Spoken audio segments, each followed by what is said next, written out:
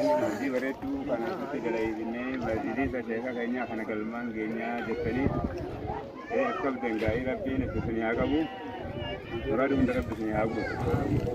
Egaa gandoommanni keessanii majlisa irratti xiyyeeffatanii karoorfatanii waan taataniif shamarranii fi dargaggoonni shabaabni keenya garee nuura yeqiin jaamtu kan diin irratti masjiidleen garaagaraa irraa wal ijaaramtanii maqaan nuura yeqiin baafattan ijaarsa majlisa sheeka keenya guddaadhaa ijaara jettanii waan qophootaniif jecha karoora keessan kana rabbii galmaan suniif haa qabu.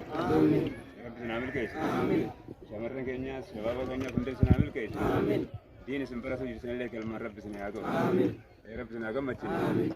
Warri keenya majlisa jettanii waan karoorfataniif galmaan rabbi sinaa haa qabu. Barumsa diinis kaamayyaas hunda rabbi galmaan sinaa haa qabu. Doktorota barootaa rabbi sinaa haa godhu. Ustaazota keessanii wajji rabbi sinaa gammachiisu. Sheekan keenya wajji rabbi sinaa milkeessu. Rabbi sinaa milkeessu. Karoora karoorfattan kana galmaan rabbi sinaa haa qabu. Yeroo gabaabaa keessatti warra ijaaree itti baratu rabbi sinaa taasisu. Rabbi sinaa taasisu. Warra yeroo gabaabaa keessatti baratee barumsa amma gandatti masjiidatti baratu jiru kana majlisatti sadarkaa olaanaa baranna jettanii waan karoorfataniif galmaan sinaa haa qabu. Rabbi sinaa barsiisu. Bakka gaa urkitanii arrasatti hojii humnaa dalaydan kana bakka urkaan keessan irraa bahe fayyaan rabbiidhaan isin haa seentu fayyaan isin haa kafalu akkasuma gaa waan barumsa jedhamu hundaa'u kitaaban hadiisaa qur'aana fanni garaagaraa hunda isin haa barsiisu barumsa saayinsiilee laakumatti gaa warra digirii qabxii gaggaarii fidu rabbi isin haa godhu. Rabbi sinaa godhu warra dargaggoonni haban fakkeenya irraa laalatan rabbi sinaa taasisu. Rabbi sinaa taasisu. Akkasuma du'aa sheeka keenya guddaadhaa gartee rabbi sinaa qeebalu. Warra niyyaa guddifatee niyyaa bal'ifatee du'aan sheeka keenyaa qeebalamtee rabbi sinaa godhu. Rabbi sinaa godhu. Warra sheeka keenya irraa milkaa'e rabbi sinaa godhu. Shabaabban keenya shamarran keenya akkasuma sinaa gagammadhu. Carraa keessa rabbi haa tolchu. Hiree keessa rabbi haa tolchu. Muraada keessa isin haa guutu. Diini duniyaan ol isin haa fuudhu. Sadarkaa keessa rabbi haa guddisu. Carraa keessa isin haa bal'isu. Ustaazota keenyaas gaa sheekan keenyaas akkasuma gaaboo ilmi isaanii ilmi mootu rabbi haa godhu.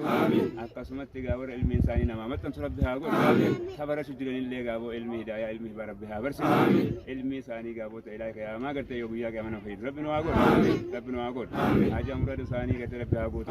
Akka naggaa isin kunuunsanii isin guddisanii bakkaan isin gahanii sadarkaa babbareedaa kana isin gahanii darajaa isaanii rabbi ol nu haa fuudhu. Rabbi nu haa milkeessu. Haadhaaf abbaa keessanillee rabbi haa milkeessu. Akkasuma gara warri riskii fa'aa jireenyaa fa'aa isin yaachisanii dargaggoota diin rabbii ijaaruuf qabee rabbiin haja muraada isaanii guutee isin haa godhu. Warra riskii isaanii barbaadu isin haa godhu. Rabbi isin haa godhu. Sheekan keenya gaa Sheek Abdul Mannaan, Sheek Abdul Maalikii fi Sheek Ahmadii fi gaa Sheek Siraajii akkasumatti ustaazota keenya hunduma isaaniitu darajaa isaanii ol nu haa fuudhu. Waliin isin haa milkeessu. Warra ilmi isaanii dhaalu isin haa godhu. Haja muraada isin haa guutu. Rabbana atina fid dunya hasana wa fil akhirati hasana wa qina adhaban nar. Nu bareechitanii dirree sana bareechitanii sheeka keenyallee guddiftanii akkasitti rabbi isin haa guddisu. Rabbi isin haa guddisu. Rabbi isin haa guddisu. Haja muraada isin haa guutu. Akkasi gaa walaa zaalika subhaana rabbika. Nu argaman majlisni namas jaaruudhaaf deeggarsaaf baanee jiran kun majlisa eenyu fayyadu? Gareen nuura jeqiin kun araddaa hora waliigalaa keessatti argama. Akkasuma maqaan isaaniillee maqaa masjiidota garaagaraa irraa walitti ijaaramaniiti nuura jeqiin jedhanii maqaa moggaafatan.